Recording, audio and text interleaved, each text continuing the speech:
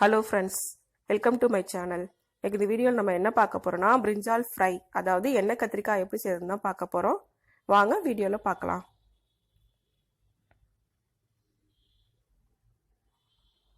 அதுக்கு ஃபர்ஸ்ட் ஒரு கடாய் எடுத்துக்கலாம். கடாயில ஒரு 3 ஸ்பூன் அளவுக்கு ஆயில் போட்டுக்கலாம். 1/2 டீஸ்பூன் அளவுக்கு கடுகு, 1/2 டீஸ்பூன் அளவுக்கு உளுந்தம் பருப்பு. இது ரெண்டும் நல்லா ஃப்ரை ஆனதுக்கு அப்புறமா கட் பண்ணி வச்சிருக்க வெங்காயத்தை நம்ம ஆட் பண்ணிடலாம். ஒரு பெரிய வெங்காயம் நான் ஆட் பண்ணியிருக்கேன். ஆட் பண்ணிட்டு நல்லா ஃப்ரை பண்ணிக்கலாம். இப்போ நல்லா ஃப்ரை ஆயிடுச்சு. இந்த ஸ்டேஜில் நம்ம கத்திரிக்காய் ஆட் பண்ணிடலாம். கத்திரிக்காய் பெரிய பீஸாக கட் பண்ணிக்கோங்க. அதே மாதிரி கட் பண்ணி தண்ணியில் போட்டு வச்சுக்கோங்க. அப்போ தான் கலர் சேஞ்ச் ஆகாது.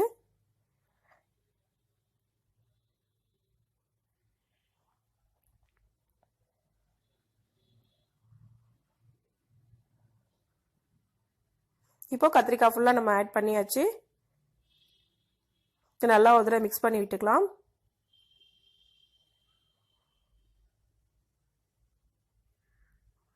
மிக்ஸ் பண்ணி விட்டுட்டு ஒரு 3 நிமிஷம் போல் சிம்மில் வச்சு நம்ம குக் பண்ணிக்கலாம். இப்போ 3 நிமிஷம் ஆயிடுச்சு. ஓரளவுக்கு குக் ஆகிருக்கு பாருங்க.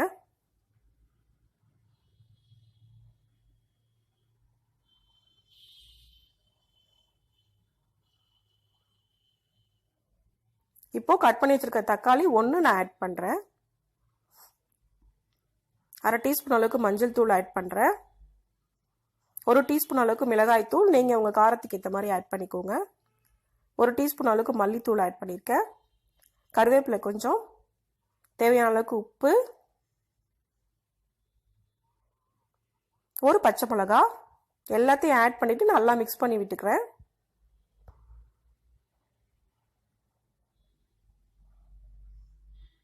நல்லா மிக்ஸ் பண்ணி விட்டுக்கோங்க. எல்லாம் நல்லா மிக்ஸ் ஆகிற அளவுக்கு நல்லா மிக்ஸ் பண்ணிக்கோங்க.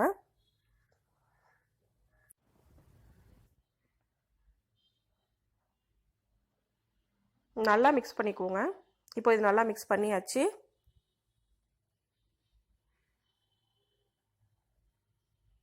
இப்போ இதை மூடி போட்டு சிம்மில் வச்சு 4 நிமிஷம் போல் குக் பண்ணிக்கலாம். இப்போ 4 நிமிஷம் ஆயிடுச்சு. ஓரளவு குக் ஆகிருக்கு. சைட்லலாம் எண்ணெய் பிரிஞ்சு வர ஆரம்பிச்சிருக்கு. ஆனால் இன்னும் கொஞ்சம் குக் ஆகணும். கத்திரிக்காய் எப்பவுமே ஒரே கண்டினியூஸாக குக் பண்ணக்கூடாது. அப்பப்போ ஓப்பன் பண்ணி மிக்ஸ் பண்ணி விட்டு தான் குக் பண்ணணும். ஏன்னா நம்ம தண்ணி எதுவும் ஆட் பண்ணாதனால அடியில் பிடிக்கிறதுக்கு வாய்ப்பு இருக்குது.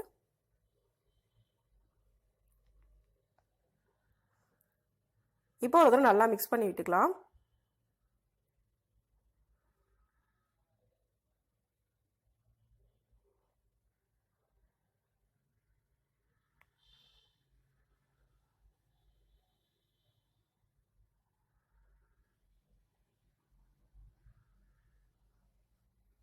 இப்போ ஓரளவு குக் ஆயிடுச்சு. இன்னும் கொஞ்சம் குக் ஆனால் போதும்.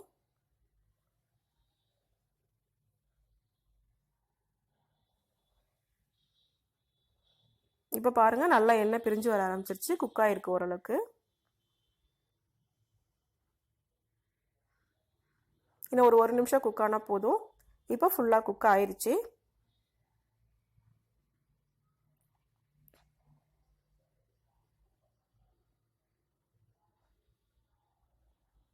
ஃபைனலாக நம்ம அது கூட கட் பண்ணி வச்சிருக்க கொத்தமல்லி இலையை ஆட் பண்ணிக்கலாம்.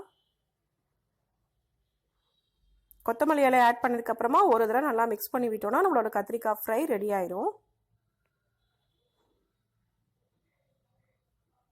இது ரொம்ப சிம்பிளான ஈஸியான செய்யக்கூடிய டிஷ் தான். நீங்களும் கண்டிப்பாக ட்ரை பண்ணி பாருங்கள்.